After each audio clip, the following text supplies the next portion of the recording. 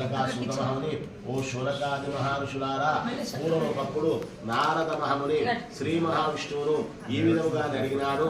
అందులో ఆ శ్రీ మహావిష్ణువు నారదునికి చెప్పిన దానిని ఇప్పుడు నేను మీకు చెప్పుతున్నాను, కావున శ్రద్ధగా వినండి అయ్యా అని చెప్పి ఈ విధంగా చెప్పనారంభించినాడు.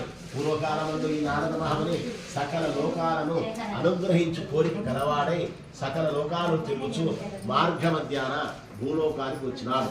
ఈ నారద మహాముని ఈ భూలోకంలో మానవులు పడుతున్నటువంటి అనేక కష్టములు చూసి వీరికి కష్టములు ఎట్లు తొలుగును అనే ఆలోచన చేయించు సర్వలోక పరిపాలకుడు శ్రీ మహావిష్ణువు వైకుంఠంకి వెళ్ళినాడు.